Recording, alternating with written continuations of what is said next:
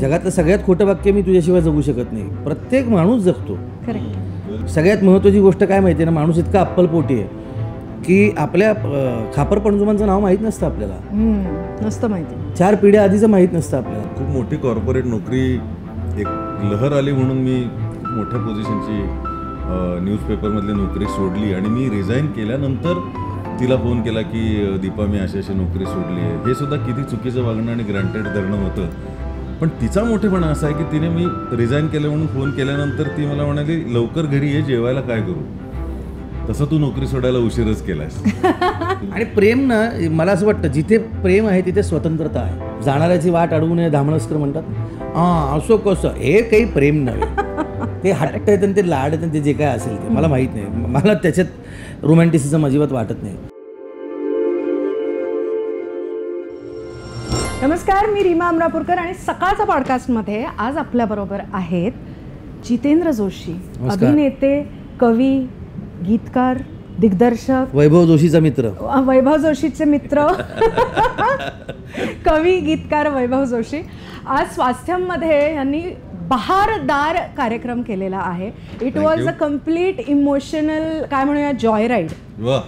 Joy ride ज्याच्यामुळे डोळ्यातून पाणी पण आलं आणि हसूही आलं आणि बऱ्याच इमोशन्स खूप दिवसांनी अशा जिवंत झाल्यासारखं वाटलं. सो मला बेसिकली हे विचारायचं आहे की जो शेवट आपण केला कार्यक्रमाचा त्याच्यामध्ये तुम्ही आपली पत्नी, सहचरी, आई यांच्याविषयी बोललात. सो ह्या विश्वामध्ये जो आपलं भूलभुलैया मनोरंजन विश्व आहे याच्यात वावरताना how do you keep your balance in the relationship? नाही, मला तर काय, मी आयुष्यभरासाठी माझ्या पत्नीच्या ऋणात आहे. कारण खूप मोठी कॉर्पोरेट नोकरी एक लहर आली म्हणून मी खूप मोठ्या पोझिशनची न्यूजपेपरमधली नोकरी सोडली आणि मी रिझाईन केल्यानंतर तिला फोन केला की दीपा मी अशी नोकरी सोडली आहे. हे सुद्धा किती चुकीचं वागणं आणि ग्रँटेड धरणं होतं की तिला किती प्रश्न पडतील. तेव्हाची लाईफस्टाईल पुढे मेंटेन करणं, कवितेच्या जीवावरती महामाणूस काहीतरी करू पाहतो आहे. पण ते आउट ऑफ गिल्ट मी केलं होतं की मी ऑफिसच्या आवर्समध्ये गाणं लिहावं लागलं मला आणि मला असं वाटलं की आपण दोन्हीकडे प्रतारणा करतोय तर आपण ही सोडून देऊया. असेल काही आपल्यात तर टिकून राहू आपण. पण तिचा मोठेपणा असा आहे की तिने मी रिझाईन केलं म्हणून फोन केल्यानंतर ती मला म्हणाली लवकर घरी ये, जेवायला काय करू. तसं तू नोकरी सोडायला उशीरच केलास. तर तेव्हापासून तिने मधल्या म्हणजे नंतर ह्या इंडस्ट्रीमध्ये सेटल होईपर्यंत तिने आणि आजही माझं शेड्यूल आणि हे सगळं जे सांभाळते आणि त्याहीपेक्षा माझे जे मूड स्विंग्स ती सांभाळते त्याला स्त्रीशिवाय दुसरं कोणी हे करूच शकत नाही. म्हणजे मला असं कितीही सहिष्णू तुमच्यामध्ये भावना असली आणि तुम्ही कितीही समजून घेण्याचा आव आणत असलात तरीसुद्धा त्याच्यासाठी कूस लागते. नक्कीच नक्कीच. माझ्या बाबतीत माझी बायको जी आहे ती याच क्षेत्रातली आहे त्यामुळे ती काम करणारी वर्किंग वुमनच आहे. त्यामुळे ते दोन्ही बाजूनी ते तसंच आहे की आमच्यामध्ये नो डाऊट रेवाचा जन्म, रेवाच्या जन्मानंतरचा काही काळ आणि त्यानंतर दररोजच रेवाची शाळा आणि रेवा हा प्रांत माझा कधीच नाही आहे, तो मितालीचाच आहे. कारण एक तर माझ्याकडे ती ज्या बोर्डात शिकते तेवढी बुद्धिमत्ताच नाही माझ्याकडे ते सगळं समजण्याची. मला 4 विंगा कळतात, मला स्पॉटलाईट कळतो, मला HMI कळतो, मला लेन्सेस कळतात, मला एडिट कळतं, बाकी मला ते काही कळत नाही. तर तो सगळा प्रांत मितालीने सांभाळला आहे. पण बेसिकली दोघांचं म्हणजे असं मला भूलभुलैया नाही वाटत. एक तर आम्ही दोघेही अत्यंत स्पष्ट वक्ते आहोत त्यामुळे जे आहे जे पोटात ते ओठात, त्यामुळे तो काही आमचं असं गोड गुलाबी असं नातं नाही आहे. जे काय आहे ते दोघांचं एकमेकांचं आमचं दोघांचंही वेगवेगळा स्ट्रगल चालू आहे आणि यामध्ये स्वतंत्रता खूप महत्त्वाची आहे. स्वातंत्र्य खूप महत्त्वाचं आहे की तिच्या कामात मी ढवळाढवळ करणार नाही, माझ्या कामात तिने ढवळाढवळ करू नये असं आहे. राईट. गुंतुनी गुंत्यात सारा पाय माझा मोकळा, तसंच आहे दोघांचं. वा. पुरुष म्हणून हा पाय मोकळा ठेवणं जास्त सोपं होत असेल ना? काय पुरुष म्हणून नाही, पाय मोकळा म्हणजे पाय मोकळा म्हणून कुठे उन्हाळ्यात नाही, अर्थात जबाबदारीच्या दृष्टीने नाही आपण मोकळेच असतो का. आपल्याला वाटतं आपण बांधले गेलेलो. जगातलं सगळ्यात खोटं वाक्य मी तुझ्याशिवाय जगू शकत नाही. प्रत्येक माणूस जगतो. प्रत्येक जगतो आणि सगळ्यात महत्त्वाची गोष्ट काय माहिती आहे ना, माणूस इतका अप्पलपोटी आहे की आपल्या खापर पणजुमांचं नाव माहीत नसतं आपल्याला, नसतं माहिती, 4 पिढ्या आधीचं माहीत नसतं आपल्याला. तर ते काय आत्ता जे आहे हे असं आहे. खरं आहे. शेवटी माकडिणीची गोष्ट खरी. हां, बरोबर. आणि नाकातोंडात गेले की आपलं सर्वायवल प्रत्येकाला. आणि ते त्याच्यात काही गैर नाही. गैर नाही की आपण ते नेहमी अपराधी याच्याने मांडतो करेक्ट. की पण असं काही नाही. It is a very normal thing. आणि प्रेम ना, मला असं वाटतं जिथे प्रेम आहे तिथे स्वतंत्रता आहे. जे बांधून ठेवू पाहतं ना, जाणाऱ्याची वाट अडवू नये धामणस्कर म्हणतात ना, तर ते प्रेम नाही. असं कसं, हे काही प्रेम नव्हे. ते हट्ट आहेत आणि ते लाड आहेत आणि ते जे काय असेल ते मला माहीत नाही. मला त्याच्यात रोमॅन्टिसिझम अजिबात वाटत नाही. ते असे कोट आहे ना, if you really love someone set them free. त्यामुळे ते आले परत तर. मिताली जर कुठे फिरायला गेली समजा जात असेल, तू कुठे चालली आहेस, तू आत्ता कोणाबरोबर, आजपर्यंत हा प्रश्न विचारलेला नाही. तिने सांगितलं, ऐकलं, दॅट्स इट. Right right. आता मला हे विचारायचं, what is your definition of mental peace? My definition of mental peace is classical music, Indian classical music. Okay, that's it. नाही म्हणजे असे अनेक गोष्टी असतात. मग तासन तास क्रिकेट बघणे आणि त्याहून म्हणजे डीपर जायचं झालं तर दिवसभरात कोणाशी खोटं बोललेलं नाही आहे की हां आज गाणं देतो असं म्हटलेलं आणि नाही हो मला जरा तापच आलाय आज असं. मग तुम्ही वेळ मागून घेता पण तुम्ही त्या वेळेत समाधानी नाही राहू शकत. तुम्हाला मन खात असतं ते. तर त्यापेक्षा अजून एक अर्धा तास कष्ट करून तुम्ही ते गाणं पाठवलेलं बरं असतं. बरोबर. तर प्रोक्रॅस्टिनेशन सर्वात मोठा शत्रू आहे कवीचा. तर असं काही केलं नसेल तर. आणि दुसरी गोष्ट म्हणजे मी रोज एक नवीन स्वतःला आश्चर्यचकित करणारी गोष्ट काहीतरी करण्याचा प्रयत्न करतो.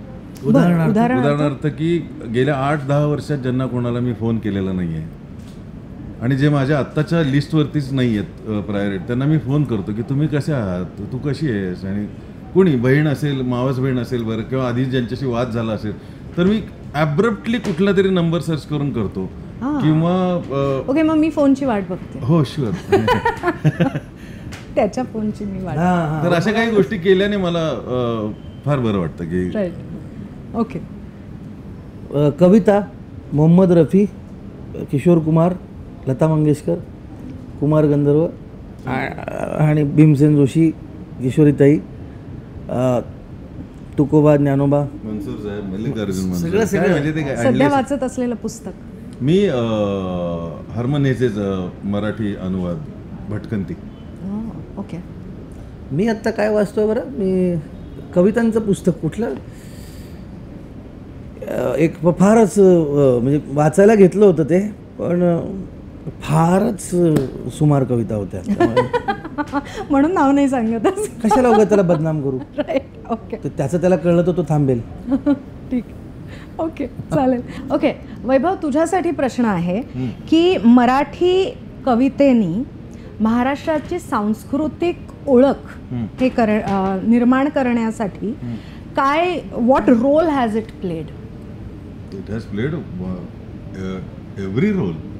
म्हणजे प्रेरणादायी कवितांनी लोकांना मरणाच्या दारातनं बाहेर काढलेलं आहे, राष्ट्राचा अभिमान दिलेला आहे. आईवरच्या वडिलांवरच्या कविता आणि गाण्यांनी आपल्याला पुन्हा एकदा या सगळ्या जाणीवांची ओळख करून दिलेली आहे. आणि अनेक तत्त्वज्ञान सांगणाऱ्या कवितांनी तुम्हाला अंतर्मुख केलेलं आहे. धामणस्करांचा विषय निघाला होता, तुम्हाला निसर्गावरती प्रेम करायला शिकवलेलं आहे. तुमची इच्छा नसेल आणि तुम्ही वळला नसेल तर तुम्हाला निसर्गाकडे कवितांनी वळवलेलं आहे. बरोबर. आणि सर्वात महत्त्वाचं म्हणजे मराठी कवितांनी मराठी माणसाचा माणूस पण जिवंत ठेवलेला आहे. अगदी. नाहीतर काहीच राहिलं नसतं. संयुक्त महाराष्ट्राचा लढा, त्याच्यामध्ये कवितेचा खूप मोठा भाग आहे. शाहिरांचं जो काय आपलं कॉन्ट्रीब्युशन आहे कुठली चळवळ उभी करण्यासाठी किंवा या सगळ्यामध्येच, किंवा आता सुद्धा अभिजात मराठी दर्जा आपल्याला मिळाला, त्याच्या आधी होणारे कार्यक्रम, त्यानंतर होणारे येणारं साहित्य, त्याला म्हणजे काय पूरक साहित्य जे आहे, गद्य पद्य लेखन जे काय चाललेलं आहे, ते फार अभिमानाची गोष्ट आहे. नक्कीच नक्कीच. माणूस बनवण्याचं काम केलंय ना. लय शिकवली आहे, विराम दिलाय, पॉज शिकवलाय कवितेनं मराठी. येस, खूप गोष्टी दिल्यात. येस. तुझ्यासाठी प्रश्न यांनी काढलेला आहे की what is the most bizarre piece of advice someone gave you about acting and that actually worked?